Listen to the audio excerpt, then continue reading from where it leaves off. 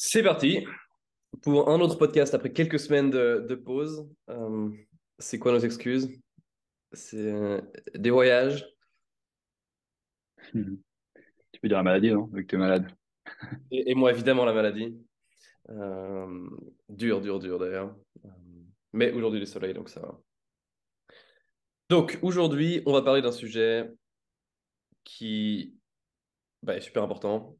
Comment trouver ses premiers clients payants, entre guillemets, ou juste premiers clients, premiers utilisateurs. Et ce qu'on va essayer de faire, c'est un peu partager nos aventures avec ça.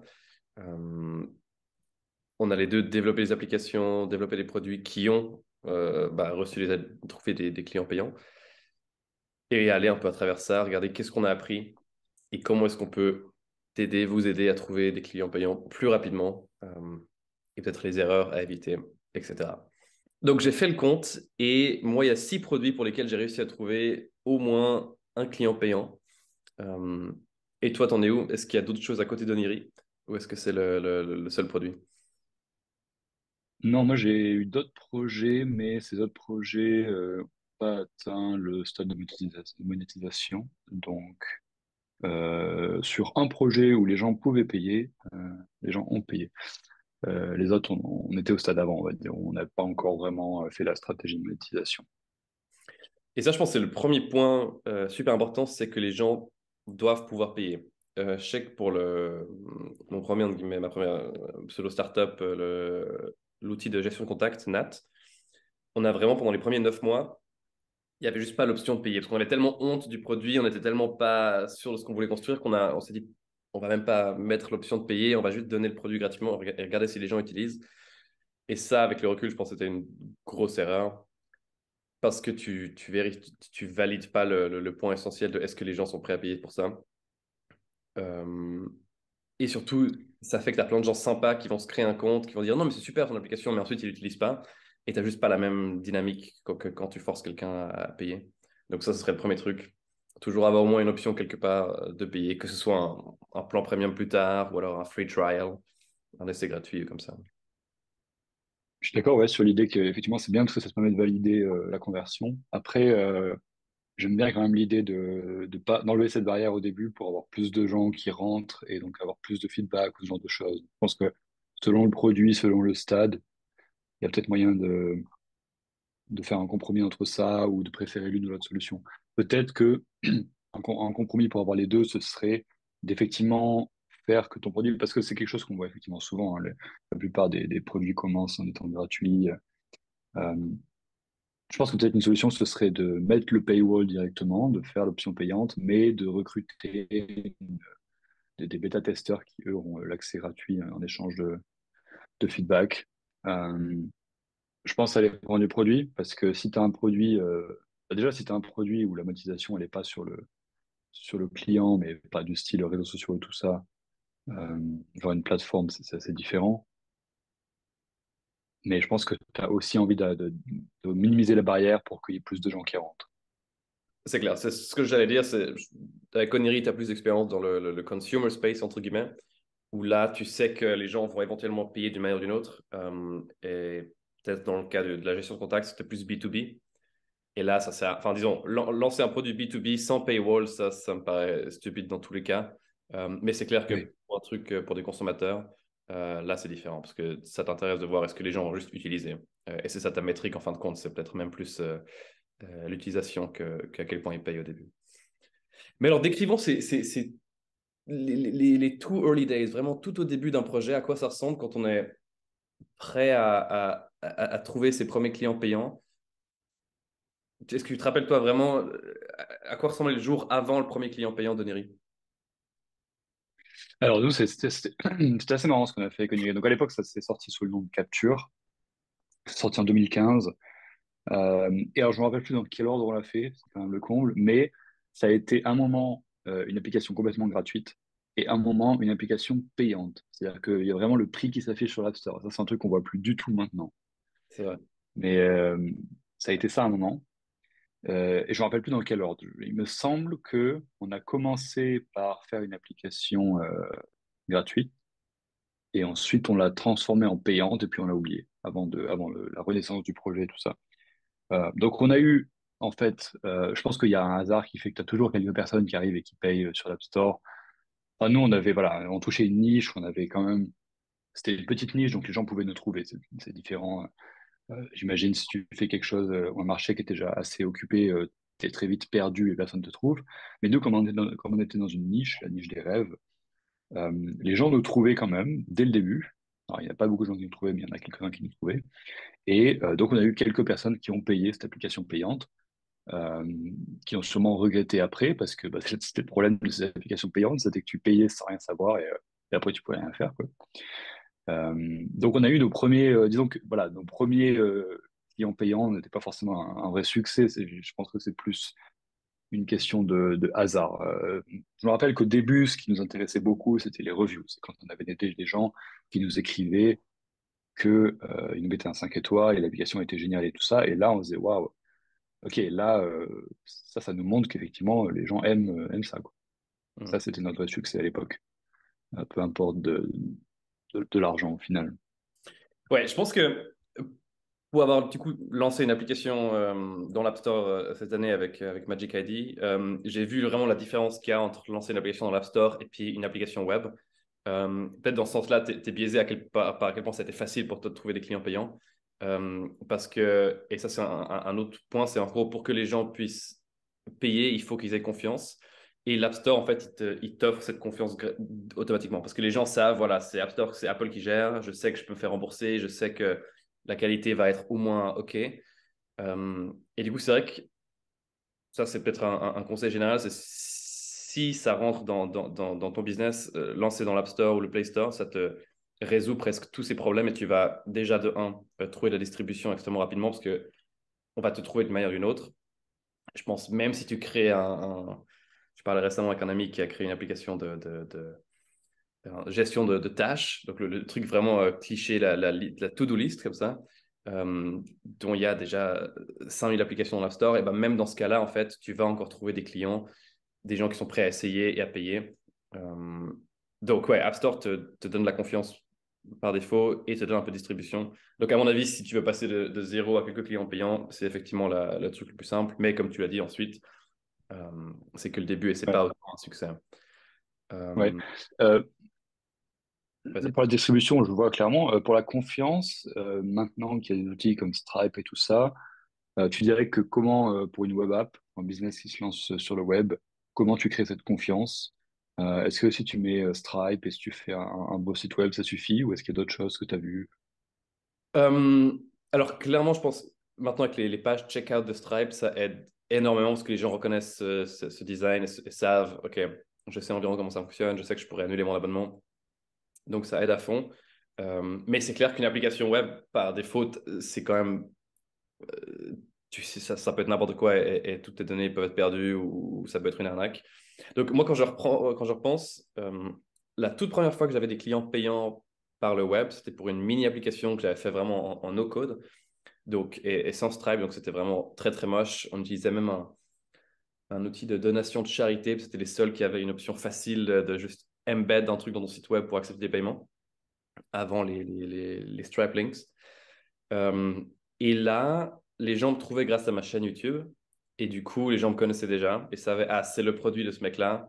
Et donc là, je peux lui faire confiance et je peux dépenser les 30 euros qu'on facturait. C'était pour répondre à vos questions légales en France. Tu répondais, tu posais juste ta question et 48 heures après, tu avais un juriste qui te répondait. Euh, Ça, c'était le premier. Le deuxième produit où j'ai eu des gens payants, et ça contredit un peu ça, c'était cette fois, il y avait vraiment aucune confiance en soi. C'était une plateforme en Angleterre où les gens pouvaient louer les trucs, genre comme Amazon, mais pour louer à la place d'acheter. Et là, les gens nous trouvaient à travers des pubs. Euh, et donc, en soi, on avait juste fait des... Ah, quoique. Non, je crois que les pubs n'avaient pas marché, justement. Et ce que j'avais fait, c'est que j'avais contacté des gens via Facebook ou des trucs comme ça qui cherchaient à louer des produits. Et donc, il y avait l'interaction avec moi. Et ensuite, je leur ai dit, ah bah voilà, pour payer, il faut aller sur l'application là-bas. Et donc là, en fait, il y avait à nouveau la confiance. OK, donc, il y a à nouveau... donc même dans ce cas-là, ouais, ils avaient parlé à un humain. Et donc ça justifie le paiement. Avec Nat, donc le premier outil un peu vraiment purement SaaS, tous les premiers clients aussi passaient par un onboarding call. Et du Donc coup, il y a toujours ce côté personnel, en fait. mais bah, seulement dans les premières applications qui étaient très moches et où je pense que visuellement ça aurait pas suffi et où c'était très, très bricolé. Quand je vais maintenant plus tard avec. Enfin, disons, le contre-exemple que j'ai, c'est AutoGmail, c'est l'application que j'ai testée cet été, où tu connectes ta boîte mail et on répond à tes emails automatiquement. Le design est aussi moche que tu peux imaginer, c'est tragique, c'est fait par Nathan et ChatGPT. Mais par contre, c'est dans cette bulle d'applications AI et on utilise la page Stripe Checkout et on a eu quand même 10 personnes qui ont commencé l'essai gratuit qui après 7 jours devient 50 par mois, donc quand même relativement cher. Et là, j'ai rien fait du tout. C'était vraiment juste une landing page. On était sur Product Hunt. C'est comme ça que les gens nous ont trouvés. Quelques newsletters ont aussi partagé l'application. Euh, Mais là, je pense, si tu te retrouves par hasard dans un truc super hype où tout le monde veut essayer ton application, tu peux t'en sortir même si c'est relativement moche et que ça inspire pas la confiance de base. Euh, Mais sinon, effectivement, Ouais, si je... si quelqu'un fait la confiance pour toi, s'il y a une autre personne en qui les gens ont confiance, qui vend le produit, oui, la confiance, elle ne passe pas par toi, mais elle est quand même là. Et puis ensuite, vocal, maintenant, on a plus d'une centaine de personnes qui payent tous les mois. Et on n'a jamais eu d'appel avec ces gens-là, ils nous ont jamais contactés. Il y a plein de gens qui juste se créent un compte et payent automatiquement. Et dans ce cas-là, je pense qu'on est effectivement arrivé au stade où l'application est suffisamment belle, suffisamment professionnelle en termes de design, que ça inspire la confiance. On est aussi dans l'App Store, tu vois les reviews, peut-être que ça joue aussi un rôle. Ouais, Euh, mais donc ouais, tout au début, quand tu n'as pas les reviews et tout ça, soit tu t'en sors parce que tu es dans l'App Store, soit si tu es une application web, essaye définitivement d'utiliser Stripe pour que les gens reconnaissent le logo. Et je pense vraiment, et c'est un sujet dont tu pourras parler plus, que le design fait énormément de différence. Si tu as une application qui visuellement, tu es là genre, waouh, ces gens-là, ils ont compris, ils se sont pris du temps à faire un truc beau, ça leur a coûté cher, entre guillemets, euh, ça fait une énorme différence, de ce que je vois en tout cas. ouais. Alors, tu me touches par les sentiments, ouais, ouais. C'est clairement quelque chose que j'ai toujours pensé. Et je pense que nous, c'est ce qui nous a, oui, c'est ce qui nous a, disons que c'était la principale différence au début. C'était pas une fonction, c'est pas une feature, c'était le design. On est arrivé, alors à l'époque, il y avait quand même pas beaucoup. Donc, on a commencé, c'était une application de journal de rêve. Il n'y avait pas toutes les choses qu'on a rajoutées. C'était vraiment un journal de rêve. C'était l'application de notes, mais avec un petit peu adapté pour être un journal de rêve. Et du coup, dès le début, il y avait cette question intéressante. Qu'est-ce qui nous différencie d'une application de notes? Et la réponse, c'était le design. C'est fait pour les rêves. Et donc, on va adapter le truc pour les rêves. Et en fait, c'est aussi ce qui nous a différenciés avec la plupart des autres applis à l'époque qui étaient aussi des journaux de rêve. C'est que eux, ils ressemblaient à des applications de notes, la plupart du temps plus moches. Euh, et nous, on est arrivé directement dès le début, alors que pourtant personne ne savait faire de design, hein, c'est la première fois que moi j'en faisais. Donc la première version, ça me fait toujours marrer quand je la revois, mais dès le début, on avait cette volonté d'essayer de faire un truc un petit peu différent, un petit peu joli et tout ça. On avait ces dégradés de couleurs qui bougeaient. Euh, et je pense qu'au tout début, et ça a été une grande partie de notre croissance, c'est ce qui a fait qu'on est arrivé, on est directement s'est rapproché du top de cette petite niche assez rapidement parce que bah, c'était agréable à utiliser, le design était là. Donc oui, je pense que dans tous les produits, même si c'est particulièrement vrai pour, je pense, les apps consumer et un peu moins pour le B2B, mais le design pour moi il est toujours super important et ça va faire que effectivement le produit apparaît sérieux, donc les gens sont plus prêts à payer et comme on parlait de la confiance, justement c'était un petit peu ce que je me demandais. Oui, je pense qu'effectivement si tu fais quelque chose qui est dès le début beau et qui apparaît professionnel, bah, directement, je pense que tu as plus de gens qui payent. Et de ce que je comprends de ce que tu me dis, effectivement, c'est que en fait, euh, avant d'avoir ça, si tu peux pas avoir ça dès le début, avant d'avoir ça, ce qui comble ce vide-là, le manque de professionnel dans le produit, c'est l'aspect personnel. C'est parce que les gens vont te voir ou c'est parce que c'est le début, il y a une relation particulière avec les consommateurs et ça, euh, et je pense que c'est vrai aussi sur l'App Store, dans une certaine mesure, si jamais tu attires des gens de manière autre que juste te trouver sur l'App Store, c'est la même chose. Donc, je pense que dans tous les projets au début, ce qui comble le manque de professionnalité, c'est la personnalité, le côté personnel du truc. Et du coup, là, on a parlé de la conversion de guillemets quand les gens ont déjà trouvé le produit, mais en tout cas, un des problèmes que j'ai eu, enfin que j'ai toujours encore aujourd'hui et que tout le monde a au début, c'est littéralement comment trouver ces gens. Euh, il y a évidemment les stores, et je pense que c'est une des meilleures manières. Ça a évidemment l'inconvénient que tu deviens très dépendant de ces stores quand même, et que bah, tu le vois aujourd'hui, je pense, si Apple décide de te de-rank, eh ben, c'est plus ou moins fini. Euh, mais les intérêts sont quand même alignés, donc il y a peu de risques de ça. Euh, c'est quoi les autres méthodes? Je peux parler un peu de mon cas, qui est principalement fait des applications web. Euh, Peut-être le elephant in the room, c'est les pubs. Et je dois dire que j'ai jamais fait une seule campagne de pub qui a fonctionné. Et je pense, maintenant dépensé, allez, 1 500 € en tout dans des pubs, que ce soit via Facebook, que ce soit via Google ou l'App Store. Et c'est sidérant à quel point ça marche pas. Là encore, tout récemment, il y a ce browser qui s'appelle Brave, avec lequel tu peux faire des pubs. Et on a fait une campagne pour vocal de 500 $. Et ça a mené à rien. Même pas tu vois même pas une pique dans les sign-ups parce que les gens peut-être visitent la landing page, mais ils sont déjà loin ou visitent enfin, le drop-down est énorme. Et donc, ouais, je pense qu'il y a aussi plein de formations et de trucs comme ça en ligne sur comment, aussi dans le dropshipping ou des trucs comme ça, sur comment utiliser les pubs pour trouver des clients. Et entre-temps, je suis absolument convaincu que ça marche pas et que les seuls gens qui utilisent des pubs de manière rationnelle, c'est des gens qui ont levé beaucoup d'argent et qui le font juste par user acquisition, mais que c'est jamais profitable. Euh, ouais, je serais curieux d'avoir ton expérience avec ça. Moi, j'ai fait très peu de pub, au contraire. Alors, la question de est-ce que c'est profitable ou pas, ça, je me rappelle qu'on avait déjà discuté de ça. Et pour moi, plus tard dans le projet, il y a des moments où c'est profitable, sinon les gens le feraient pas. Mais au début, je pense que c'est assez différent comme question, le fait de faire des pubs au début. Euh, Moi, je l'ai pas trop fait. Tu as parlé d'une pub ouais, avec Brave qui te renvoie sur le site web. Je suis curieux de savoir, tu as dit que tu avais fait des pubs avec l'App Store aussi. Parce que je suis curieux des pubs sur l'App Store parce qu'elles enlèvent ce côté, il y a moins d'étapes. Il y a pas l'étape, tu vas sur le site web, ensuite tu appuies sur télécharger, tu arrives sur l'App Store, tu appuies sur installer. Les pubs sur l'App Store, c'est tu as la pub, tu ouvres l'application, tu appuies sur installer. Est-ce que tu as vu une différence? J'ai fait des pubs dans l'App Store et pour le Play Store et pour l'App Store. Et là, évidemment, tu vois en fait les téléchargements. Là, tu vois clairement la différence. Mais t'es jamais profitable. Un téléchargement dans l'App Store, il coûte 3 4 €, un truc comme ça, parce que tu payes pour le clic sur ta page. Ok. Ensuite, tu as quand même encore la conversion de les gens qui voient ta landing page dans l'App Store et les gens qui cliquent. Donc, je crois que si tu as de la chance, c'est une conversion de quoi, 20%, un truc comme ça, 10. Et donc, sur Mhm. le coût du clic qui va te coûter, je sais pas, 70 centimes, 1 €, il faut faire x4, un truc comme ça, pour arriver au coût réel du téléchargement. Et ensuite, tu as encore le sign-up dans l'application. Est-ce que les gens vont vraiment ouvrir l'application?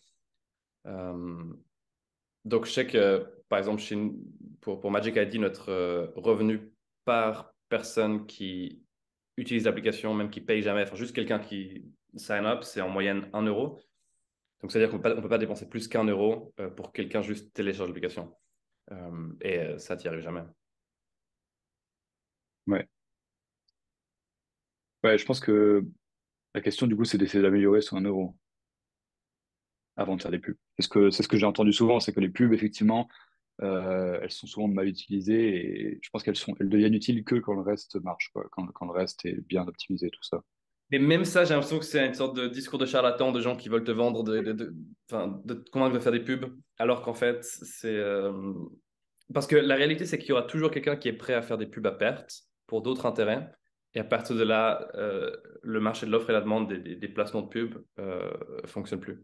À moins que tu aies vraiment un produit qui se vend magiquement, mais euh, Bah, dans la pub, il y a effectivement le téléchargement direct, ensuite il y a la brand awareness, il y a le fait simplement que les gens voient une première fois ton produit, qu'ils y réfléchissent, c'est peut-être que tu as téléchargé aussi. Euh, Quand tu dis à perte, moi c'est ça que j'entends, c'est pourquoi maintenant Rolex, ils font, ou les autres marques de montres, ils mettent des énormes pubs à l'aéroport, il n'y a pas chaque personne qui va voir qui va payer, mais il y a des gens qui vont travailler ça pendant des mois, voire des années, donc ça convertisse. Donc je pense qu'il y a aussi ça sur... mais même ça, je serais curieux. de savoir les gens qui font ces campagnes et qui essayent d'analyser les résultats, je pense qu'ils sont dans le flou aussi. Je pense qu'ils espèrent que c'est une bonne idée, mais aucune idée. Tu penses pas que si c'était vraiment négatif, enfin, ça marche pas la loi du marché du coup? Parce que les Après, gens, tu n'arrives pas à quantifier, je pense pas que tu arrives à quantifier concrètement. Je pense que tu vois l'impact de brand awareness, mais tu n'arrives pas du tout à savoir si ça se traduit vraiment en des ventes. Typiquement, je pense qu'ils pourraient arrêter les pubs pendant une année et ils verraient aucune différence. Ou alors, ils font des pubs et en fait, les dépenses, enfin, les ventes tombent. Enfin, je pense que la corrélation est très, très abstraite. Et, oui, c'est sûr. Donc, ouais. ouais, je pense que déjà, ce qui est sûr, c'est qu'il faut que le reste soit optimisé avant de pouvoir se lancer dans les pubs. Après, tu penses pas que la pub, par exemple, la pub Instagram, je me remets dans le, ouais, tu as un produit, que ce soit une web app ou une appli, euh, consumer, par exemple, parce que B2B, c'est encore un peu différent. Tu vas parler de, t'as plein de techniques à toi. Mais pour le consumer, j'ai toujours pensé que faire une pub Insta comme ça et voir un peu le taux de conversion, c'était au final même pas tant une manière d'acquérir des utilisateurs, plus de faire des tests. Pour moi, la pub, c'est un bon moyen de tester des métriques, de voir si, OK, combien de gens cliquent là-dessus par rapport à ça. Et dans ce sens, pour moi, la pub, c'est plus un terrain de jeu pour tester les trucs au début, Ok, ouais, surtout. mais alors ça, c'est du coup, c'est un autre sujet. C'est plutôt pour tester c'est quoi le meilleur titre, c'est quoi la meilleure description pour notre produit, qu'est-ce qui génère le plus de clics, des trucs comme ça. Ouais, mais là, on est encore, je pense, quand on parle du début, comme ça, où tu cherches l'utilisateur, c'est aussi une phase où le produit, il n'est pas complètement défini et tu sais pas encore forcément quel customer segment est le mieux et tout ça. Donc, sur ce point-là, je pense que c'est ça que c'est intéressant.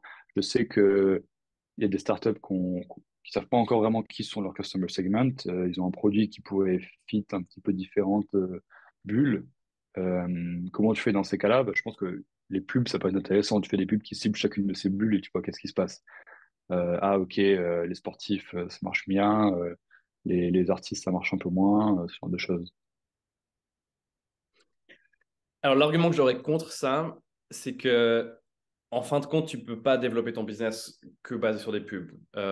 Enfin, tu peux pas être entièrement dépendant sur ça comme user acquisition. Euh, et je pense que si tu tentes ce genre d'idée, d'expérimenter, déjà, tu vas dépenser beaucoup d'argent pour peu de résultats. Et surtout le jour, et à perte du coup, et du coup le jour où tu arrêtes ces pubs, tu es à nouveau au point zéro. Et c'est ce que tu vois avec tous ces magasins de dropshipping qui essaient de faire des pubs Facebook pour vendre leurs produits sur leur site web. Le jour où ils éteignent les pubs, il n'y a plus une seule vente. Et du coup, c'est vraiment pas sustainable comme business. Et du coup, il te faut d'autres stratégies pour trouver des clients sur le long terme qui ne sont pas dépendants des pubs. Et ton business, c'est autant le produit que tu vends, mais c'est aussi comment tu trouves tes clients. Et si c'est genre, j'ai construit un bon produit et les gens le trouvent que à travers des pubs, je pense que tu as raté une partie du business qui va juste jamais fonctionner. Il faut que tu puisses aussi répondre à la question comment on trouve des gens. Et la réponse ne peut pas être des pubs, ça doit être le SEO ou viral growth. Mais ça serait voilà, peut-être le prochain truc à discuter, les autres manières de trouver ses premiers clients. Oui, c'est sûr, c'est sûr. Pour moi, la pub, c'est un truc un peu artificiel c'est le glaçage sur le gâteau, mais oui, il faut qu'il y ait quelque chose d'autre. Ça, c'est sûr. Euh, je pense que oui, au début, voilà. Enfin, moi, comme je l'ai dit, j'utilisais pas les pubs comme, j'utilisais peut-être comme un moyen de tester. Mais effectivement, au début, c'est pas, pour trouver ses premiers clients, en fait, la pub, c'est pas du tout le bon moyen. Euh, Et du coup, comment trouver ses premiers clients? Bah, tu as parlé du SEO. SEO, bah, le problème, c'est que ça met très longtemps. Je pense que c'est Ouais. fondamental pour presque chaque business. Et puis SEO, pour ceux qui ne savent pas ce que c'est juste le fait de se faire trouver sur Google. C'est de convaincre Google que ton site est bien et que quand les gens cherchent journal de rêve ou application de facturation suisse, c'est ton site qui sort en premier. Et il faut savoir que c'est une aventure de 2-3 ans d'arriver là, de 2-3 ans de création de contenu. Et que du coup, ce n'est pas la bonne solution pour trouver un client demain. Mais par contre, c'est juste miraculeux pour trouver des clients en 2-3 ans. Ça veut dire qu'en 2-3 ans, tu fais juste plus rien et les gens te trouvent magiquement. Et je suis arrivé à ce stade-là avec maintenant Vocal et puis l'ancienne application de gestion de contact. Et c'est juste incroyable. Les gens cherchent un certain mot-clé, tu es en premier et tu as juste gratuitement un flux de clients potentiels. Euh, donc, je pense, long terme, pour chaque business, c'est presque le Graal, le SEO. Mais ça prend du temps et voilà, tu te bats avec plein d'autres applications, mais qui ont souvent pas la même motivation. Donc, en soi, je pense que si tu le fais bien, tu arrives. Je serais curieux de savoir, Oniri, vous en êtes où? Est-ce que ça a porté ses fruits ou c'est encore. C'est assez surprenant, ouais, le SEO, ouais, alors, porter ses fruits dans le sens où on ne le voit pas encore à la fin du tunnel, il y a encore quelques étapes avant qu'on voit vraiment un impact sur les téléchargements et la conversion. Mais sur les métriques pures du chiffre, du site, ça augmente. Donc on sent qu'effectivement on est dans cet effet un peu boule de neige et que ça prend du temps. Et on voit la progression, elle est là, elle est lente, mais on voit que ça monte petit à petit, quoi. Et ça, c'est assez intéressant. Euh, Comparé par exemple aux réseaux sociaux où là, Ouais, ça on y serait l'autre reviendra, truc. J'ai toujours été mais très suspicieux de ça, mais ouais, le raconte. Donc, effectivement, ça marche pas du tout. Donc, réseaux sociaux, ce serait de créer un compte Instagram ou un compte TikTok ouais, pour ensuite rediriger les gens vers le produit. voilà. Dans les réseaux sociaux, il y a trois trucs que tu peux faire sur Instagram. Soit tu fais des pubs, soit tu payes des influenceurs ou des autres comptes pour promouvoir ton produit, soit tu te fais ta propre page et tu essaies de faire grandir ta page en créant du contenu, tout ça. C'est ce troisième point auquel on a travaillé un peu ces derniers mois. Ça fait un an, un peu plus qu'on teste dans ce domaine. Et c'est clairement de tous les trucs de marketing le plus dur et le plus, j'ai perdu le mot, mais ouais, le plus, c'est même pas long parce qu'on voit même pas de progression en fait. Euh, je pense que c'est vraiment la chose qu'il faut faire que si il y a une stratégie long terme c'est bien d'avoir une présence, c'est bien pour l'aspect communauté, d'avoir une page qui partage du contenu, tout ça. Mais pour la croissance, ça ne fait rien. Et je pense que même des applications comme Calm ou Headspace ou des grosses applis qui gèrent bien leur page sur les réseaux sociaux, qui ont des millions d'abonnés, je pense que le côté organique ne fait très peu. Je pense que comment ils attirent les gens, c'est parce qu'ils payent des pubs et ils font des partenariats.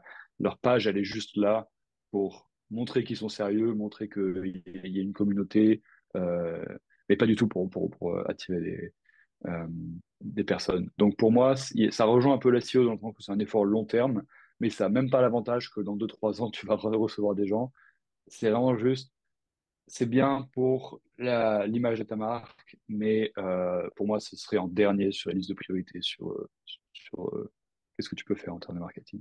Ouais, je te rejoins à 100%. Ça résonne aussi avec une expérience que j'avais faite dans une startup où justement ils avaient leur compte Instagram et c'était un peu la question qu'est-ce qu'on fait avec ça? Et on a passé vraiment 6 mois à essayer différentes stratégies de création de contenu, de concours, de competitions, de trucs juste pour. Et eux, c'était facile parce que depuis l'application, on envoyait les gens sur Instagram. Donc, on est vite arrivé à, je sais pas, 200, 300 000 followers. Mais même cette échelle-là, impossible de juste prouver que ça sert à quelque chose. Tu crées du contenu, ok, les gens like, mais ça amène absolument pas à des downloads ou à des interactions dans l'application. Et puis, l'énorme inconvénient que tu as, et qui n'est pas le cas avec les SEO, c'est cette boule de neige qui grandit gentiment, ça se développe, alors que le social t'arrête et ensuite, tu n'as plus rien. C'est pas du contenu qui est evergreen, qui va être revu, c'est ton post, on va le regarder pendant une semaine, et puis les posts d'il y a une année, tout le monde s'en fiche. Euh, ouais, donc je te rejoins là-dessus, que je crois les réseaux sociaux, c'est absolument pas une stratégie marketing qui fonctionne ou qui est utile. Euh, Et ce serait curieux de voir des gens qui ont vécu l'expérience inverse et d'en discuter avec eux un jour, peut-être sur le podcast, si on trouve quelqu'un d'intéressant là-dessus. Ouais, je pense qu'il n'y en a pas beaucoup. Je pense que ça passe toujours par soit des influenceurs, soit il y a un autre point aussi, c'est si tu arrives, enfin le user-generated content, donc si tu arrives à transformer tes clients disons que la dernière étape, il y a toujours ce schéma là où tu acquiers les clients, tu les convertis, tu les fidélises, et la dernière étape, c'est que eux deviennent tes ambassadeurs, en fait. Et si tu arrives à faire en sorte que tes clients te font ta propre pub, là, il y a un effet organique qui se crée, et là, je pense qu'il y a des gros trucs. C'est le fameux envoyer de mon iPhone ou ce genre de choses. Et là, je pense qu'effectivement, les réseaux sociaux, ça, il peut avoir un truc intéressant à faire dessus. C'est ce que nous, on essaie de faire, on n'a pas encore trouvé vraiment Ouais, que les gens partagent leurs rêves ensuite sur les réseaux sociaux comme ça. Et Ouais. ça c'est la viral growth. Mais ouais, c'est séparé du social. Mais ça, c'est, je pense, une stratégie marketing qui est excellente, mais qui marche pas non plus pour les premiers utilisateurs. Mais c'est ça, c'est d'essayer de faire en sorte que les utilisateurs réfèrent d'autres gens. Dans le B2B, ce serait avec un programme d'affiliate, où tu peut-être payes les gens quand ils invitent quelqu'un d'autre. Avec Vocal, on a ce système où quand quelqu'un reçoit un message audio, ils sont oh, excellent, j'ai reçu un message audio, comment ça marche? Moi aussi, je vais envoyer des messages audio. Et du coup, naturellement, ça génère Ouais, ça, c'est tout ça. Ouais, ça c'est tout ça. Et effectivement, si tu arrives à faire en sorte que les gens partagent leurs rêves, ça se fait tout ça aussi. Je, Sinon, je, je sais que ouais, d'entendre tes points qui sont un peu plus ciblés sur le B2B, mais je voulais juste, tant qu'on a parlé du SEO, faire une petite parenthèse sur le ASO aussi, le App Store Optimization, qui est plus simple que le SEO parce qu'il n'y a pas de notion de créer du contenu, c'est plus de l'optimisation de page. Et ça, je conseillerais toutes les applications de vraiment se pencher là-dessus. Ça prend pas beaucoup de temps. En une journée ou 2 journées, on peut se renseigner et vraiment comprendre un peu mieux comment tout ça marche et optimiser sa page en termes de mots-clés, tout ça. Et ça, c'est un effet quand même hyper important.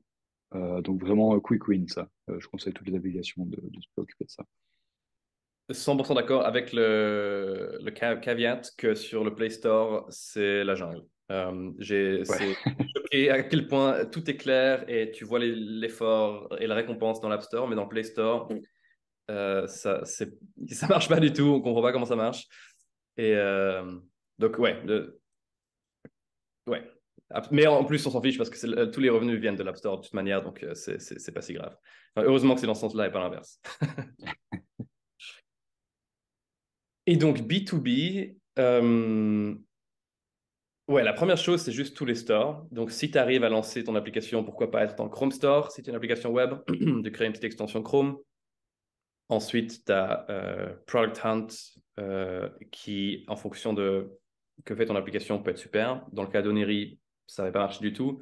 Dans le cas de Auto Gmail, par exemple, ou une application d'AI, ça a super bien marché. Euh, un autre truc qui est à nouveau plus anglophone, c'est ces plateformes de lifetime deals qui ont en tout cas marché extrêmement bien pour nous. Donc, c'est des sites comme AppSumo, ou il y en a un autre, je vois, SaaS Mantra, qui en gros, tu travailles avec eux, tu leur fais une offre incroyable. Par exemple, ton application coûte 100 euros par année. Si les gens achètent via cette plateforme pour 40 euros, ils reçoivent accès à la version premium à vie. Donc, une super offre. Et eux, du coup, te font la distribution.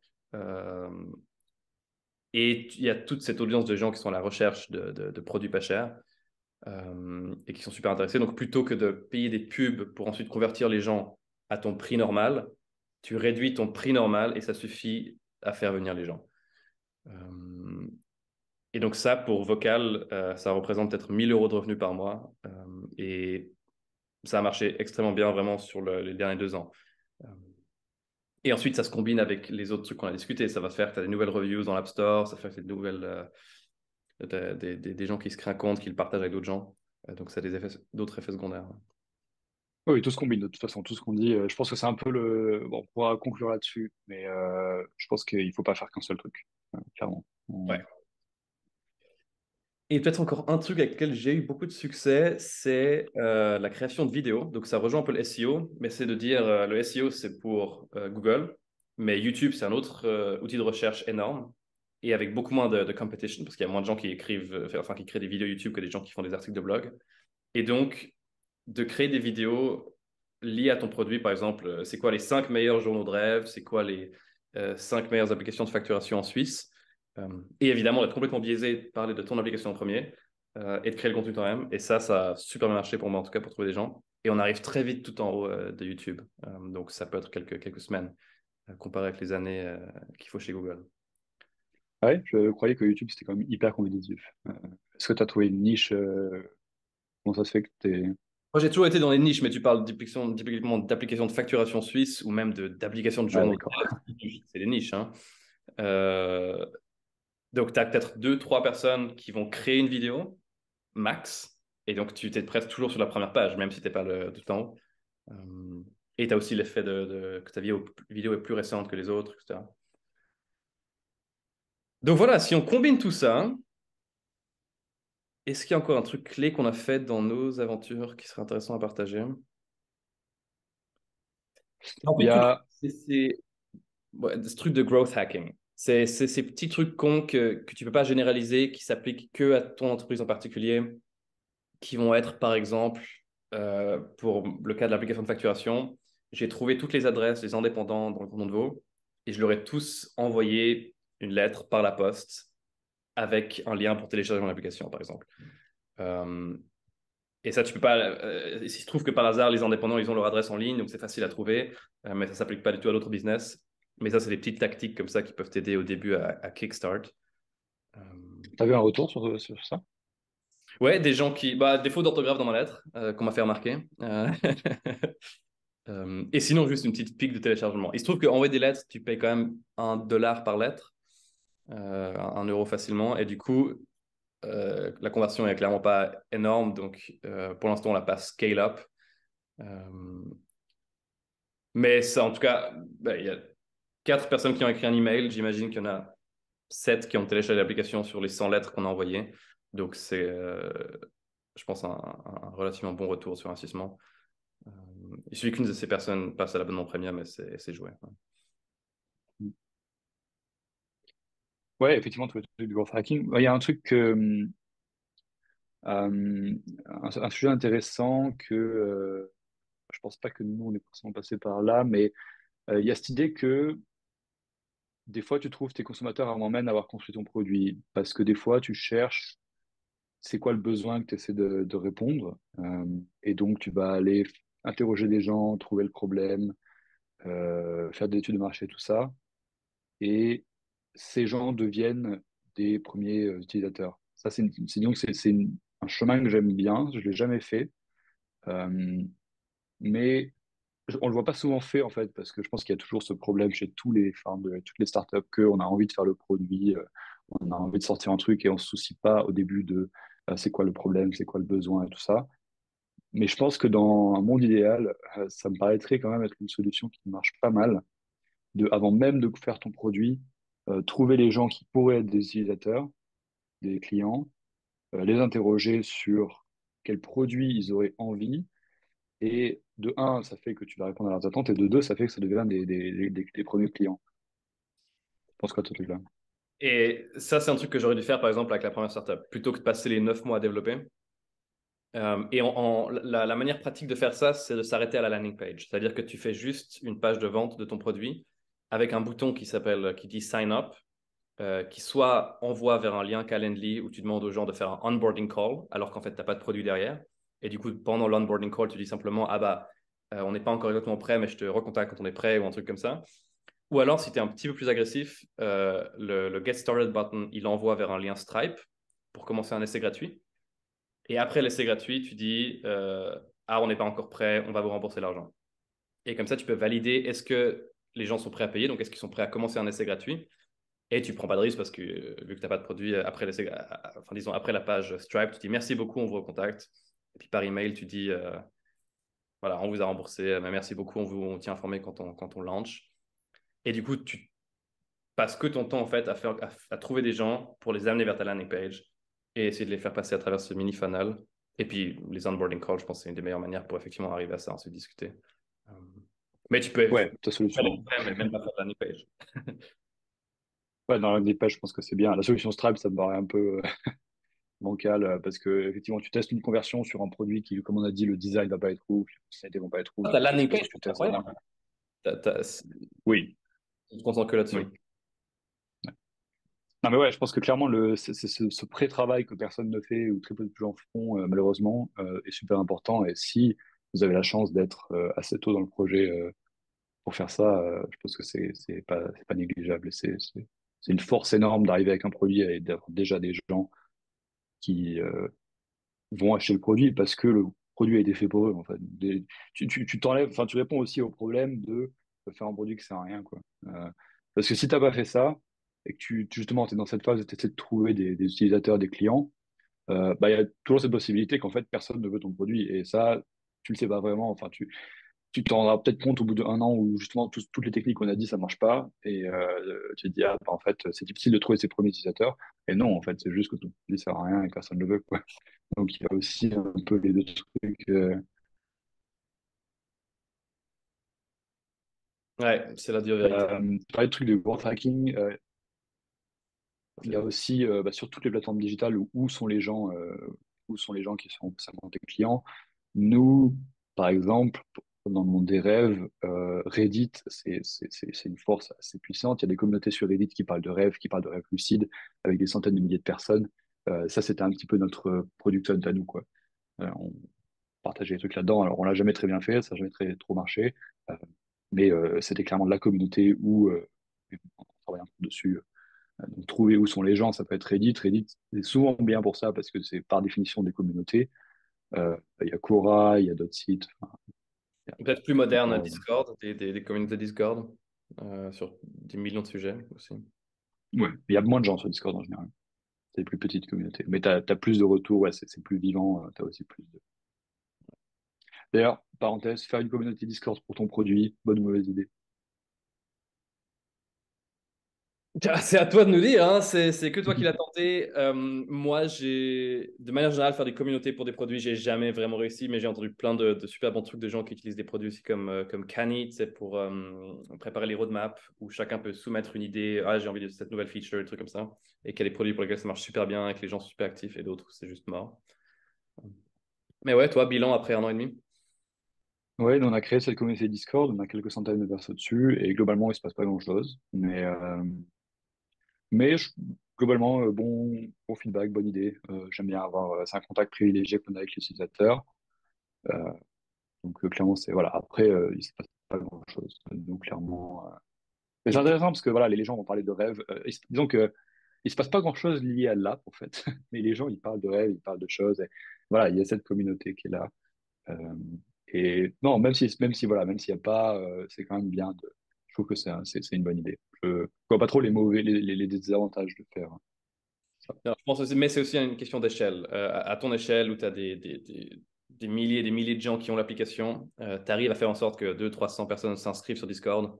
Si tu n'as que quelques centaines d'utilisateurs, tu n'arriverais jamais à cette scale. Et là, tu as le risque de la ville fantôme qui est un peu triste et qui peut peut-être ça être un peu négatif, je dirais. Ouais, ouais, mais justement, nous on a quelques centaines de personnes et la plupart c'est des fantômes justement. Ouais, mais c'est pour Je dire, il pense que faut toujours arriver à ces 300-400 utilisateurs pour même qu'il y ait un minimum de vie. Et si vous étiez 2000, ce serait encore bah, je mieux. sais pas, au final, tu vois, nous, on a commencé, on était 20, 30 personnes, il y avait une certaine quantité d'interactions. Là, on est 300, il y a la même quantité d'interactions parce Ah, que les d'accord. premiers. euh, donc, je pense qu'avoir aussi un petit truc, même avec quelques 10, 20 personnes, ça crée aussi ce truc vraiment privilégié. Donc, je sais pas. Je pense qu'assez tôt dans le projet, si les utilisateurs aiment le produit et tout ça, ça peut y avoir des choses intéressantes qui se passent. Et puis, si ça rentre dans l'ambiance générale. Pour vocal, ça serait très bizarre d'avoir une communauté Discord, par exemple. Peut-être plus un truc Slack. Ouais. Excellent. Alors, on a fait le tour. On espère que ça sera utile pour trouver ses premiers clients. Et ouais, comme a dit Jean-Baptiste Durement, la vraie question, c'est est-ce que vous développez un produit qui est utile? Et du coup, il faut commencer par ça. Enfin, en tout cas, j'ai fait cette erreur de développer un truc que personne ne voulait. Et c'est frustrant, ça prend beaucoup de temps. Et du coup, rien ne marche et on se demande pourquoi. Et en fait, c'est juste ça. C'est parce que les gens n'ont pas besoin de ce que vous développez. Euh, Et la meilleure manière de valider ça, c'est de trouver des gens qui payent, et beaucoup de gens, et rapidement. Euh, un mot de la fin? Ouais, bon, moi, ma conclusion, comme je l'ai dit tout à l'heure, c'est que je pense qu'il n'y a pas une solution qui marche et qu'il faut une combinaison de tout parce que tous s'influencent en fait. Il y a quasiment tout qui va influencer les reviews, qui vont, elles, influencer le placement sur l'App Store ou alors le SEO, et donc ça va influencer les téléchargements. Puis après, peut-être que s'il y a plus de gens, il y a un journaliste qui va le voir, qui va écrire un article, bam, un pic, ou alors, bam, d'un coup, Apple aime bien le produit, il va le mettre en avant. Je pense que tout s'influence et donc ça me paraît très dur d'isoler vraiment complètement, comme tu disais tout à l'heure, la source de chaque chose. Et je pense que éliminer les stratégies les moins utiles, mais après se concentrer sur toutes les autres, un peu en même temps, je pense que ouais, il faut pas négliger. Et c'est une combinaison. Et que le marketing, c'est vraiment une partie inhérente du produit et qu'il n'y a pas de produit sans marketing, que ça fait partie de l'entreprise, de comment trouver des clients. Très bien, sur ce, on vous souhaite beaucoup de chance. La route est longue, mais la boule de neige commence toute petite, mais elle finit par rouler et s'agrandir. Donc, ne perdez pas espoir. On dirait une citation de ChatGPT.